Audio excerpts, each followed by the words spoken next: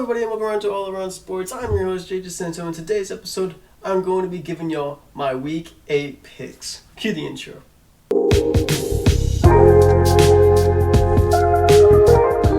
So last week, I went 11-3, and that brings me to an overall record of 55-38. But before I get into my Week 8 picks, can everybody please go down and hit the subscribe button as well as that like button. It will do a lot for me, and it means a ton. But now, I will tell you, I won't do reactions to my picks anymore, as that just take up way too much time, as college is starting to get a little bit hectic, as finals week is getting closer, and I got exams this week. But instead, I will just let you know how I did before I do my next week picks. So like I said, last week I was 11-3, overall record of 55-38. So without further ado, let's get started with the Thursday night football game this week between the Baltimore Ravens and the Tampa Bay Buccaneers. I picked the Ravens because Tom Brady and the Bucs have really started to look bad, and the chemistry seems to be lacking in Tampa.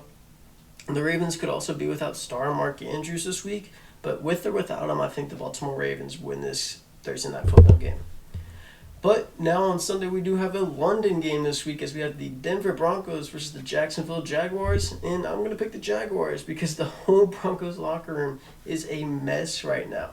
And I won't be surprised if coach for the Broncos, Nathaniel Hackett, gets fired if they lose. I mean, there has been rumors that he will get fired if the Broncos lose this week against the Jaguars in London. I mean, honestly, it would suck for Nathaniel Hackett.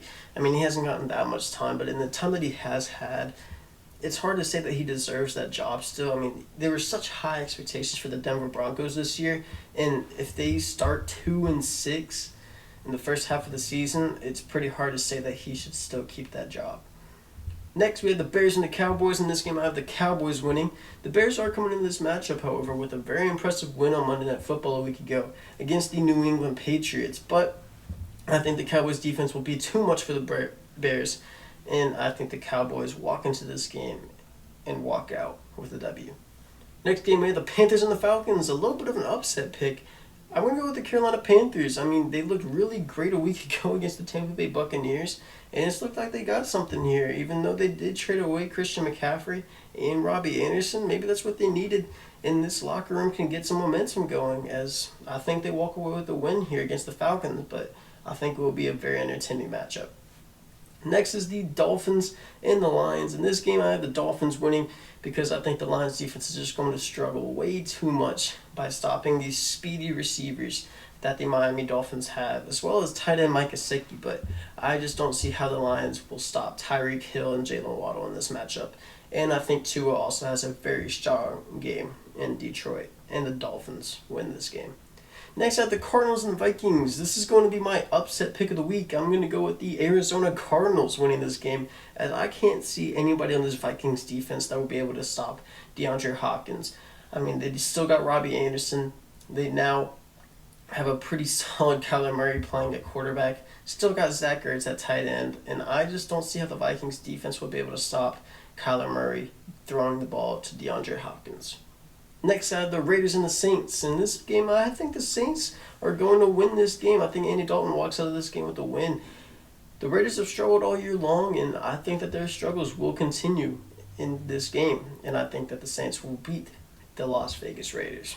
Next, we have the Patriots and the Jets. The Jets have looked amazing this first half of the season, and I think it continues in this game, as I am predicting the Jets to win, even though they did lose potential Rookie of the Year candidate Breece Hall. Of course, he won't win the Offensive Rookie of the Year anymore, as he is out for the rest of the season with a torn ACL. I think that's huge. I mean, he was doing amazing this season, was looking like one of the up-and-coming running backs in the NFL, but it is sad to see him go off. But I think they will be solid, as they still have Michael Carter, but they did trade for James Robinson from the Jaguars, as I think he will also be a very solid fit into this Jets offense. And I think the Jets will win this game. But Patriot fans, what are y'all doing? Giving a standing ovation to Bailey Zappi after Mac Jones, who led y'all to the playoffs last year, and y'all were treating him like the next coming of Tom Brady. Y'all come around this year. He has a couple bad games to start the year, and you treat him like garbage, and you treat him like he should be benched.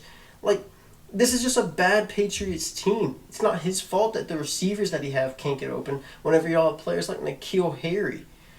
Y'all don't even have N'Keal Harry anymore. Like, I can't even name one of y'all's receivers. Tyquan Thornton. I do really like Tyquan Thornton, but he's y'all's best up-and-coming receiver, and I can't even name y'all's number one receiver. I mean, the Patriots, y'all are just some of the most unloyal fans in all of sports, and it really pisses me off because Mac Jones is such a great quarterback, but then you go around and turn around and treat him like that, and Mac Jones just does not deserve that. But he is starting this week against the Jets, so it will be interesting to see how he does.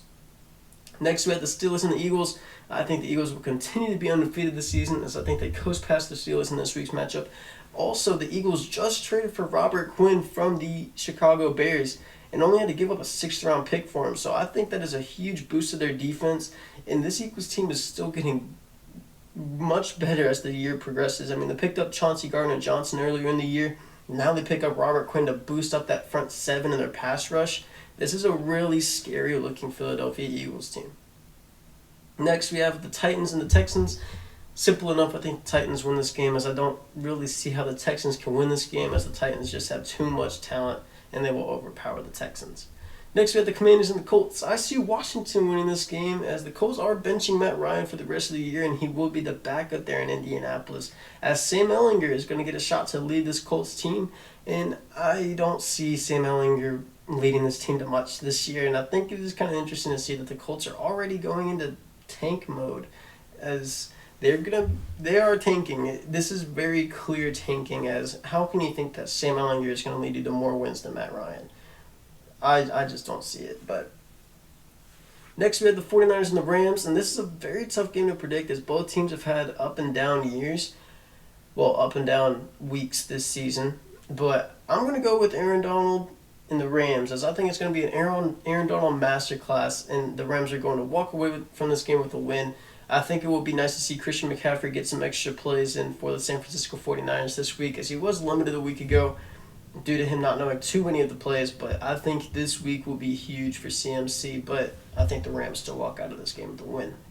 Next, we had the Giants and the Seahawks, two of the more surprising teams of the season, as of course the Giants and the Seahawks weren't predicted to be that very good this year. But I'm going to continue with the Seahawks bandwagon, and I'm going to predict them to win this battle between two of the more surprising teams this season. And I think Geno Smith is going to really boost his trade stock and potential just money that he can make for his next contract. Next, we have the Sunday night football game between the Packers and the Bills. This game is going to be won by the Bills easily. I mean, the Packers locker room is in turmoil, and Aaron Rodgers is really struggling to lead this team to wins, and the Bills are still, in my eyes, the number one team in the league, so I just don't see how the Packers win this game. For the Monday Night Football game, we have the Bengals versus the Browns. I think the Bengals will win this game, as the Browns' offense has really slowed down since the start of the year, and Jacoby Brissett is really starting to cool off as the Browns' quarterback this year. And I think the Bengals will win this game, as they have actually heated up, opposed to the Browns cooling down. But with that, that is all my Week 8 picks. Let me know down in the comments what you think about them, if you think I'm wrong in any of the matchups. And I will see you guys next time. Have a great day.